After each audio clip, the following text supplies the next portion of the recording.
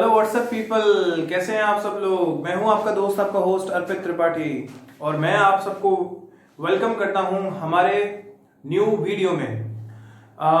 Guys, ये history का हमारा लेक्चर नंबर 5 का 4th वीडियो है। इसमें हम पढ़ेंगे फाइंडिंग आउट सोशल डिफरेंसेस। उस समय क्या सोशल डिफरेंसेस थे उसके बारे में। अब स्पेशल ब्यूरियल एट इनाम गांव में स्पेशल ब्यूरियल है, उसके बारे में पढ़ेंगे। उसके बाद हम पढ़ेंगे कि what skeletal studies tells us, जो भी स्केलेटन की स्टडीज हुई हैं वो हमें क्या बताती हैं, ये हम इस वीडियो में पढ़ेंगे। तो चलिए स्टार्ट करते हैं। अगर आपने इससे पहले वाले वीडियोस मेरे नहीं देखे हैं तो प्लीज आप जाके उनको देख लीजिए। वीडियो नंबर 4 है, ये लेक्चर नंबर 4 है, चैप्टर नंबर 5 का। अगर आपने उन वीडियोस को नहीं देखा है तो प्लीज जाके आप देख लीजिए, और उन वीडियोस को देखने के बाद आपको एक सिंक्रोनाइजेशन ऑर्डर में ये वीडियोस समझ में आएंगे। तो चलिए स्टार्ट करते हैं। फाइंडिंग आउट सोशल डिफरेंसेस, क्या सोशल डिफरेंसेस थे उसके बारे में पता करते हैं। Some burial sites are found with many valuable items, कई ब्यूरियल साइट्स ऐसी मिली हैं जहां पर कई सारे वैल्यूएबल आइटम्स मिले हैं, ठीक है। और with many valuable items, while some are found with few ordinary items, और कुछ जो थे बिल्कुल ही few ordinary items के साथ में मिले हैं। This shows the difference between status of people, ये बताता है कि लोगों के स्टेटस के बीच में कितना डिफरेंस है। Some burial sites are found with valuable items, कई सारी burial sites मिली हैं जिसमें valuable items हैं। While some are found with few ordinary items, और कई जो हैं few ordinary items के साथ में मिली हैं।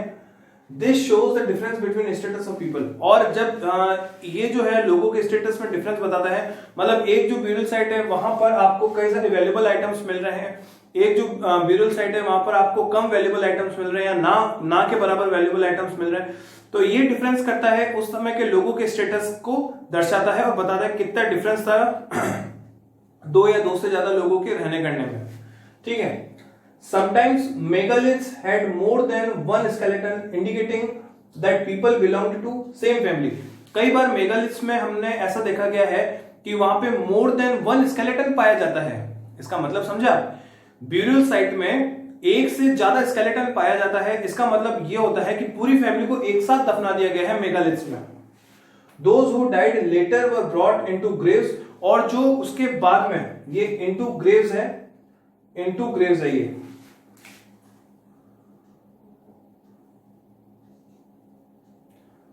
Those who were died later were brought into graves by portholes, ठीक है। पोर्ट होल्स के द्वारा उनको वहां पे लाया गया है। कई मेगालिथ्स में हमने ये देखा है कि पूरी की पूरी फैमिली को एक साथ दफना दिया जाता था ब्यूरियल साइट्स में, ठीक है। और जो बाद में उन फैमिलीज को जो उनमें से कोई डेड होता था तो उनको पोर्ट होल्स के द्वारा उसी ग्रेव में वापस दफना दिया जाता था। ये तो कुछ हमने सोशल डिफरेंसेस जो मेगालिथ्स के से फाउंड किए हैं हमने। उसके बाद में स्पेशल ब्यूरियल एट इनाम गांव में एक स्पेशल ब्यूरियल है, उसके बारे में हम पढ़ेंगे।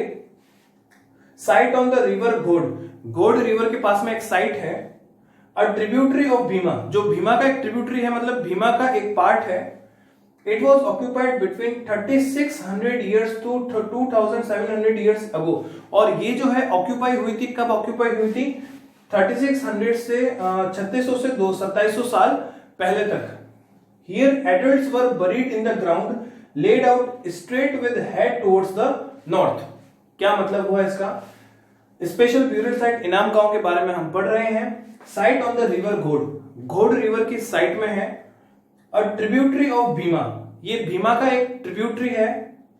It was occupied between 3600 to 2700 years ago, और ये जो है ऑक्यूपाई करी गई थी कब?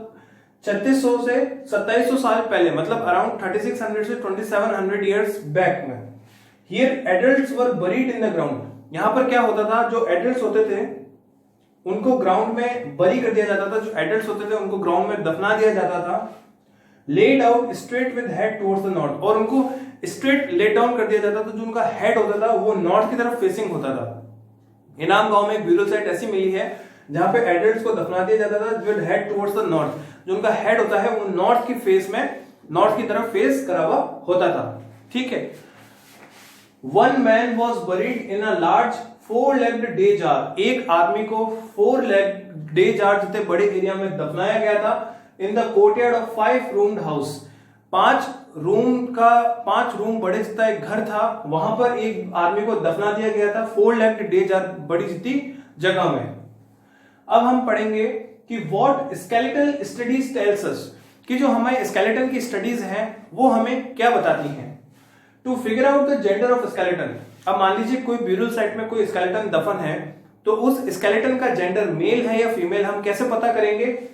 To figure out the gender of skeleton one structure is notified, एक स्ट्रक्चर नोटिफाइड है जिससे हम पता लगा सकते हैं कि जो भी स्केलेटन दफन किया गया है वो मेल है या फीमेल है। द हिप और the pelvic area of a woman is larger than a man to enable child bearing, जो एक पेल्विक एरिया होता है नियर, जो एक हिप के पास में पेल्विक एरिया होता है एक विमेन का वो लार्जर होता है as then of man, man से बड़ा होता है पेल्विक एरिया। क्यों? क्योंकि जो वुमेन होती हैं वो चाइल्ड बेयरिंग करती हैं, मतलब वो चाइल्ड को जो है बर्थ देती हैं, इस वजह से जो उनका पेल्विक एरिया होता है, जो हिप एरिया होता है वो मैन से लार्जर होता है। ठीक है, तो ये एक तरीका है जिससे ये बताया जा सकता है कि जो स्केलेटन दफन है वो मेल है या फीमेल है। ये स्केलेटल स्टडीज हमें बताती हैं। और एक पॉइंट और इंपॉर्टेंट बताती हैं वो ये कि अबाउट 2000 years ago, आज से 2000 साल पहले, फेमस फिजिशियन नेम्ड चक्र, जो फेमस फिजिशियन है जिनका नाम है चक्र, wrote a book on medicine, उन्होंने मेडिसिन के ऊपर एक बुक लिखी है नोन एज चक्र संहिता, और उस बुक का नाम क्या है? चक्र संहिता। उस बुक का क्या नाम है? चक्र संहिता। एक फेमस फिजिशियन है जिनका नाम है चक्र, ठीक है, उन्होंने मेडिसिन के ऊपर एक बुक लिखी है जिसका नाम है चरक संहिता। ही स्टेट्स दैट, और वो उस बुक में ऐसा कहते हैं that human body has 300 bones, वो अपनी बुक में ऐसा कहते हैं कि जो ह्यूमन बॉडी है उसमें 300 हड्डियां होती हैं। He counted teeths, joints and cartilages, उन्होंने टीथ, जॉइंट्स, जो हमारी जॉइंट्स होते हैं, टीथ होते हैं, और जो हमारी कार्टिलेजेस होती हैं वो cartilages also which are not counted in modern anatomy, मतलब उन्होंने 300 जो बोन्स होती थी उसको टीथ का, जॉइंट्स और कार्टिलेजेस को उन 300 हड्डियों में काउंट किया था, जबकि जो हमारा मॉडर्न एटोनॉमी है उसमें इनको हड्डियों में काउंट नहीं किया जाता है। which says humans have around 200 bones, जो हमारी मॉडर्न साइंस है, जो एटोनॉमी है, वो ये कहती है कि जो ह्यूमंस के पास में अराउंड 200 बोन्स है उस समय के हिसाब से। इस पॉइंट को हम वापस पढ़ते हैं। अबाउट 2000 years ago, आज से लगभग 2000 साल पहले, famous physician named Chakra, famous physician जिनका नाम था Chakra, wrote a book on medicine known as Charak Samhita, उन्होंने मेडिसिन, मेडिकल साइंस के ऊपर एक बुक लिखी थी जिसका नाम था Charak Samhita. He states that human body has 300 bones, उन्होंने उसमें यह बताया कि ह्यूमन बॉडी में 300 बोन्स होती हैं। He counted teeth, joints and cartilages, उन्होंने क्या किया? टीथ, जॉइंट्स एंड कार्टिलेजेस को भी बोन्स में काउंट किया था, जबकि which are not counted in modern anatomy, जिनको मॉडर्न एटोनॉमी में बोन्स में काउंट नहीं किया जाता है। Which says human have around 200 bones, और वो ये कहते हैं कि ह्यूमंस के पास में अराउंड 200 बोन्स होती हैं। ठीक है गाइस, अभी मैं इस वीडियो को यहां पर पॉज कर रहा हूं। ठीक है, अगर आप लोगों ने इसको नहीं लिखा है तो प्लीज लिख लीजिए। उसके बाद में एक छोटा सा टॉपिक और है एल्सवेयर का, चाइनीज सिविलाइजेशन के ऊपर, वो हम कंप्लीट करेंगे, फिर हमारे वीडियो कंप्लीट हो जाएगा। तो मैं बोर्ड को मैं खाली छोड़ रहा हूं, अगर आप लोगों ने इसको कॉपी नहीं किया है तो प्लीज कॉपी कर लीजिए पॉज करके।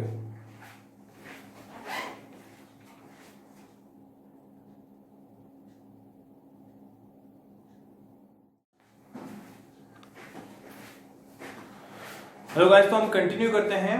अगर आपने इससे पहला वाला जो कंटेंट मैंने इस लेक्चर नंबर 4 में लिखा था वो अगर आप लोगों ने नहीं लिखा है तो प्लीज आप इसको थोड़ा सा पॉज करके उसको लिख लीजिए।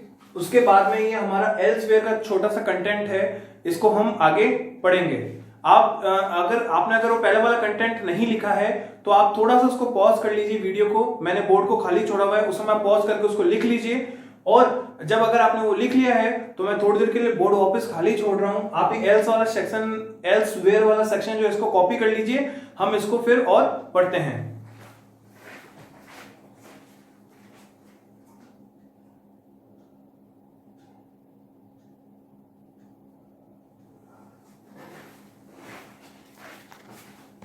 मैं उम्मीद करता हूं आपने पॉज करके एल्सवेयर वाला सेक्शन लिख लिया होगा। तो चलिए हम इस एल्सवेयर वाले सेक्शन को खत्म करते हैं। इसके बाद में हमारा चैप्टर नंबर 5 पूरी तरह से कंप्लीट हो जाएगा गाइस, ठीक है। इसमें एल्सवेयर में आज हम पढ़ेंगे चाइनीज सिविलाइजेशन के बारे में। Chinese civilisation was thriving at this time. इस समय पे चाइनीज सिविलाइजेशन थ्राइविंग कर रही थी, मतलब नई तरह से डेवलप हो रही थी। Around 3500 years ago we found some evidence of writings in China। आज से लगभग 3500 years back, आज से लगभग 3500 साल पहले हम ये चीजें राइटिंग्स में चाइना में हमें मतलब ये चीज लिखी हुई राइटिंग्स में चाइना में मिलती है। इनके एविडेंस मिलते हैं कि उस समय चाइनीज सिविलाइजेशन धीरे धीरे पनप रही थी, ग्रो हो रही थी। Chinese civilization was thriving at this time.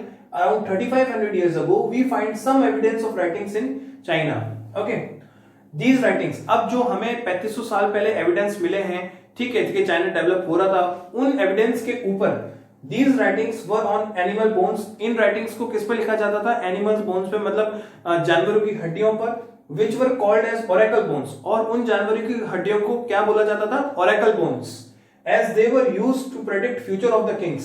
वो कहां पर काम आती थी? As they were used to predict the future of the kings। oracle bones जो है उस पे जो भी राइटिंग्स लिखी गई थी उस समय चाइनीज सिविलाइजेशन में, ये माना जाता है कि जो वहां पे किंग था उसके फ्यूचर को प्रेडिक्ट करने के लिए उनको oracle bones पे लिखा जाता था। These kings lived in palaces and amassed vast wealth। ये जो राजा जो होते थे ये पैलेसेस में रहते थे और अपार धन, अपार दौलत इनके पास में होती थी, वास्ट वेल्थ होती थी इनके पास में। एक बार हम शॉर्ट में रिवाइज कर लेते हैं, क्या पढ़ा हमने? Chinese civilisation was thriving at this time around 3500 years ago। इस समय Chinese civilisation 3500 years ago develop हो रही थी, ठीक है। वी फाउंड सम एविडेंस, हम उसका एविडेंस राइटिंग्स में जो है हमको मिलता है। वो राइटिंग्स जो एनिमल बोन्स के ऊपर लिखी गई थी, जिनको हम ऑरेकल बोन्स भी कहते हैं, और वो राजाओं के फ्यूचर को प्रेडिक्ट करने के लिए लिखी गई थी। ये माना जाता था कि जिन राजाओं के फ्यूचर उसमें प्रेडिक्ट किया गया है वो बहुत वास्ट वेल्थ और अमीर होते थे उस समय की चाइनीज सिविलाइजेशंस में। ओके, तो गाइज हमारे वीडियो जो है यहाँ पर कंप्लीट होता है और हमारा chapter number 5 what books and burials tells us भी यहाँ पर हमारा कंप्लीट होता है। गाइज आप लोगों से रिक्वेस्ट है, अगर आपने मेरे चैनल को सब्सक्राइब नहीं किया है तो प्लीज सब्सक्राइब कर लीजिए। उसके साथ में बेल आइकन को भी प्रेस कर दीजिए। जब आप बेल आइकन को प्रेस करेंगे तो मेरा जो सबसे पहला अपडेट है कोई भी वीडियो का आपके पास सबसे पहले पहुंचेगा। और अगर आपने इससे पहले वाले चैप्टर्स को अभी तक नहीं देखा है, चैप्टर नंबर 1, 2, 3, 4, 5, अगर आपने उन चैप्टर्स को नहीं देखा है तो प्लीज आप मेरे चैनल पर जाइए। आपको सारे वीडियोस एक ऑडिट फॉर्म में मिलेंगे। Chapter 1 lecture 1, chapter 1 lecture 2, chapter 1 lecture 3, इस तरह से करके सारे मैंने चीज को बहुत सिंपल वे में अरेंज किया है। और इसके साथ में मैंने डिस्क्रिप्शन में एक व्हाट्सएप का ग्रुप का लिंक भी दिया है। अगर आप लोग मेरे व्हाट्सएप ग्रुप से जुड़ना चाहते हैं तो उस लिंक पे आप क्लिक करके मेरे व्हाट्सएप ग्रुप से जुड़ सकते हैं, जिसमें मैं कोई भी लेटेस्ट अपडेट एंड नोटिफिकेशन होता है तो उसमें पोस्ट करता रहता हूं। Stay tuned and stay subscribed. Be happy.